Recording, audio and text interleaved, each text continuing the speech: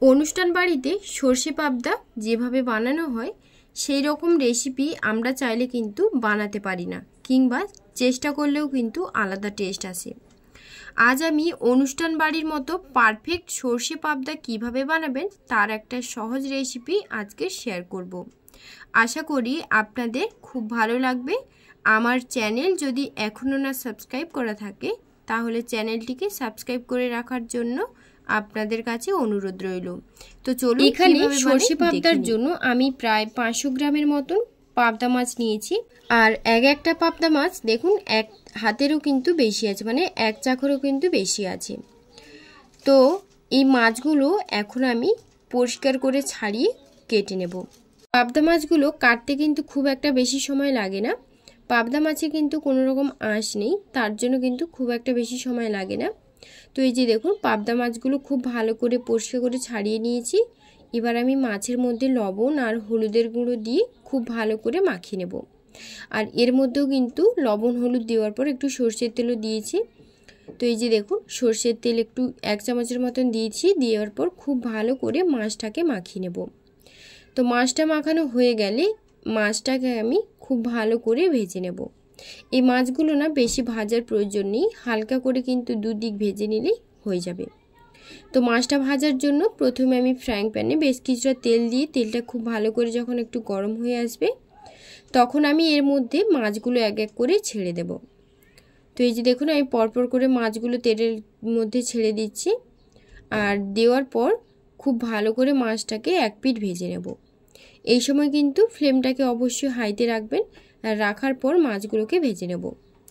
একসাথে 4টে মাছ দিয়েছি। দেওয়ার পর মাছগুলোকে খুব ভালো করে ভেজে নিচ্ছি।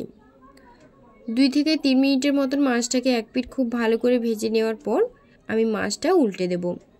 এই যে দেখুন মাছটা কিন্তু এক পিঠ ভাজা হয়ে গেছে। এবার আমি উল্টে দিচ্ছি। সব মাছ একেবারে উল্টে দেওয়ার পর সব মাছগুলোকে আমি আবারও 1 থেকে 2 মিনিটের মতন খুব ভালো করে মাছটাকে ভেজে নেব। তো এই যে দেখুন সব মাছগুলো উল্টে দিয়েছি। এবার আমি আরও এক পিঠ খুব ভালো করে হাই ফ্লেমে 2 থেকে 3 মিনিট ভালো করে ভেজে নেব। এই মাছগুলো কিন্তু বেশি ভাজলে কিন্তু খেতে ভালো লাগে না, তার জন্য কিন্তু হালকাভাবে ভেজে নিলে কিন্তু মাছগুলো খুব সুন্দর একটা স্বাদ আসে আর খেতেও কিন্তু ভালো লাগে।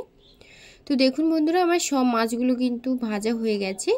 এবার আমি উল্টে পাল্টে মাছগুলোকে একটা প্লেটের মধ্যে তুলে নেব। তো এই যে দেখুন মাছগুলো কিন্তু একদম ভালোভাবে ভাজা হয়ে গেছে। এবার আমি এক এক করে মাছগুলোকে তুলে নেব। এই যে একটা মাছ নিয়ে নিলাম, নিয়ে একটা প্লেটের মধ্যে রেখে দিচ্ছি। আর পরপর করে সব মাছগুলো আমি একবারে তুলে নিয়ে একটা প্লেটের মধ্যে রেখে দেব।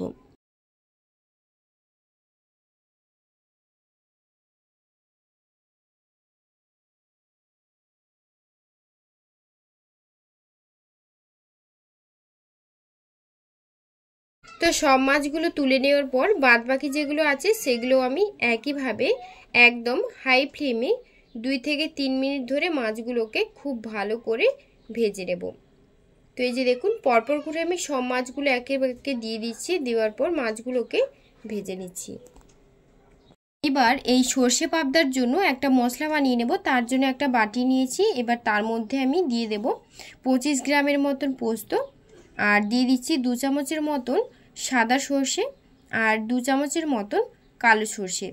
আর এখানে দিয়ে দেব ঝালের জন্য কয়েকটা চেরা কাঁচা লঙ্কা। আচ্ছা এখানে একটা ছোট্ট টিপস আপনাদের সাথে শেয়ার করি।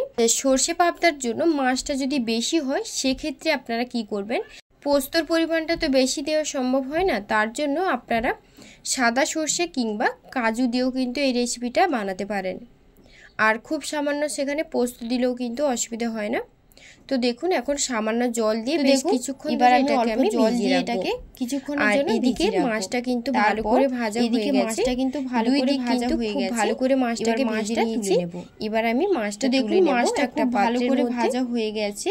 তো এবার মাছটা ভাজা হয়ে গেছে মাছগুলোকে। আর এদিকে বেশ কিছুক্ষণ পর আমি যে মশলাটা আমি বানিয়েছি সেটা আমি সরষে পোস্ত কাঁচা লঙ্কা মিক্সারের মধ্যে এটা একটা মিক্সারের মশলাটা দিয়ে খুব ভালো করে বেটে নেব একদম স্মুথ করে বেটে নেব। তার জন্য একটা মিক্সারের মধ্যে জল শুদ্ধ কিন্তু আমি সরষে পোস্ত কাঁচা লঙ্কাটা দিয়ে দিলাম।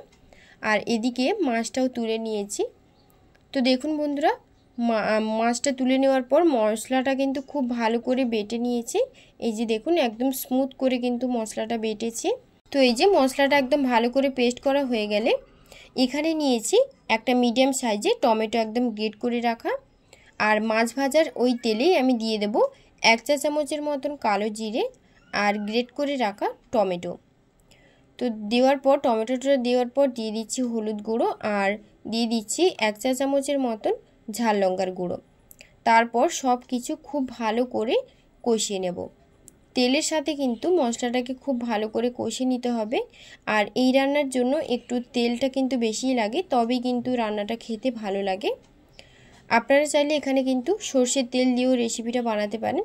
মশলাটাকে 2 থেকে 3 মিনিট একদম মিডিয়াম টু লো ফ্লেমে খুব ভালো করে মশলাটাকে কষিয়ে নিতে হবে।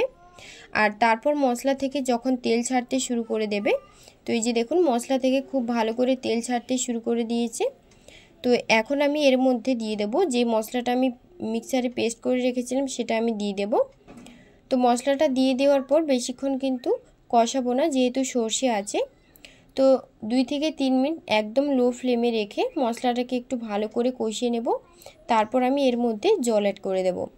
তো দেখুন একদম লো ফ্লেমে খুব ভালো করে মশলাটাকে কষিয়ে নিচ্ছি। তো দেখুন মশলাটা খুব ভালো করে কষিয়ে নিচ্ছি। মশলাটা যখন খুব ভালো করে কষানো হয়ে যাবে, মানে একদম একটু শুকনো শুকনো ভাব হয়ে আসবে, তখন আমি এর মধ্যে জল অ্যাড করে দেব। তো এই যে দেখুন 2 থেকে 3 মিনিট খুব ভালো করে মশলাটাকে কষিয়ে নিয়েছি। মশলাটা খুব ভালো করে কষানো হয়ে গেলে আমি এখানে 1.5 কাপের মতন জল অ্যাড করে দিচ্ছি। আপনারা যে যেমন ঝোল খেতে পছন্দ করেন সেই বুঝে কিন্তু জলটা এখানে অ্যাড করবেন। তো এই যে দেখুন জলটা দেওয়ার পর খুব ভালো করে একটু মিশিয়ে নিচ্ছি। আর মিশিয়ে নেওয়ার পর একদম হাই ফ্লেমে করে দিয়ে ঝোলটাকে খুব ভালো করে ফুটতে দেব। এই রান্নাতে কিন্তু সর্ষে পোস্তর দেওয়ার কারণে রান্নাটা কিন্তু টেস্টটা সবথেকে বেশি ভালো আসে। আপনারা কিন্তু অবশ্যই এই রেসিপিটা একবার হলেও ট্রাই করে দেখবেন, খেতে কিন্তু ভীষণ সুন্দর হয়। আর যদি আপনাদের কাছে পোস্ত না থাকে সেক্ষেত্রে আপনারা কাজু বাদাম দিয়েও কিন্তু এই রেসিপিটা বানাতে পারেন। তো দেখুন ঝোলটা কিন্তু খুব ভালো করে ফুটতে শুরু করে দিয়েছে। একদম হাই ফ্লেমে রেখে ঝোলটা যখন একদম ভালো করে ফুটে যাবে তখন এর মধ্যে আমি মাছ দিয়ে দেব। তো এই যে দেখুন ঝোলটা খুব ভালো করে ফুটতে শুরু করেছে। তো ঝোলটা যখন খুব ভালো করে ফুটতে শুরু করবে তখন আমি এর মধ্যে এক এক করে মাছগুলো দিয়ে দেব। তো বন্ধুরা এই যে দেখুন আমি এক এক করে মাছগুলো দিয়ে দিচ্ছি। আর মাছগুলো দিয়ে দেওয়ার পর বেশিক্ষণ কিন্তু ফোটাবো না, 1 থেকে 1.5 মিনিট মতন খুব ভালো করে মাছটাকে ফুটিয়ে নেব। আর এই রান্নাটা বেশি কিন্তু ঝোল ঝোল খেতেও ভালো লাগে না, হালকা গ্রেভি থাকবে সেইভাবে কিন্তু রান্নাটা নামাতে হবে, তবেই কিন্তু রান্নাটা খেতে ভালো লাগবে। তো দেখুন এই যে পরপর করে আমি সব মাছগুলো অ্যাড করে দিচ্ছি ঝোলের মধ্যে। তো মাছগুলো দিয়ে দেওয়া হয়ে গিয়েছে, এখন আমি ঝোলটা খুব ভালো করে ফুটিয়ে নেব। তো এই যে দেখুন ঝোলটাকে খুব ভালো করে ফুটিয়ে নিচ্ছে। আর ফুটিয়ে নেওয়ার পর বেশিক্ষণ কিন্তু ফোটানোর প্রয়োজন হবে না, যেহেতু আমি ঝোলটা এখানে অনেকটাই কম দিয়েছি জলের পরিমাণটা, তার জন্য কিন্তু বেশি ফোটানোর প্রয়োজন নেই। কিছুক্ষণ ধরে মানে 2-1 বার ফুটে আসবে, তারপর কিন্তু আমি তরকারিটা নামিয়ে নেব। তো দেখুন এই যে আমার রান্নাটা কিন্তু প্রায় কমপ্লিট। তো বন্ধুরা রান্নাটা কিন্তু প্রায় কমপ্লিট হয়ে এসেছে। এখন আমি এর ওপর সামান্য পরিমাণে লবণ আর দিয়ে দিচ্ছি 1/2 চা চামচের মতন চিনি। চিনিটা দিলে কিন্তু এই রান্নার টেস্টটা সম্পূর্ণ আলাদা হয়ে যায়। তো দেওয়ার পর খুব ভালো করে মিশিয়ে নিচ্ছি। আর মিশিয়ে নেওয়ার পর নাড়াচাড়া করে তরকারিটা কিন্তু আমি নামিয়ে নেব। দেখুন গ্রেভিটা কিন্তু ঠিক এই পর্যায়ে রেখেছি, এটা কিন্তু খেতে ভালো লাগবে। তো সব কিছু খুব ভালো করে মিশিয়ে নেওয়া হয়ে গেলে রান্নাটা কিন্তু আবার একদম শেষের পর্যায়ে। এবার আমি গ্যাসটা অফ করে দেব। আর গ্যাসটা অফ করে তারপর আপনাদেরকে দেখাচ্ছি। এই রেসিপি যদি গরম ভাতের সাথে থাকে, সত্যি কথা বলতে আর কিন্তু এই রেসিপি থাকলে আর কোনো কিছুরই প্রয়োজন হবে না। আপনারা এই রেসিপি একবার অবশ্যই কিন্তু বাড়িতে বানিয়ে দেখবেন, দুর্দান্ত স্বাদ হয় খেতে। আজকের রেসিপি আপনাদের কাছে কেমন লাগলো অবশ্যই আমাকে কমেন্টে জানাবেন, এবং ভালো লাগলে লাইক কমেন্ট শেয়ার করতে ভুলবেন না। আর পরবর্তী ভিডিওগুলো আপনারা কি দেখতে চান সেটাও কিন্তু কমেন্টে জানাতে পারেন। সো বন্ধুরা সবাই ভালো থাকবেন। ভিডিওটা শেষ অবধি দেখার জন্য আপনাদেরকে অসংখ্য ধন্যবাদ জানাই।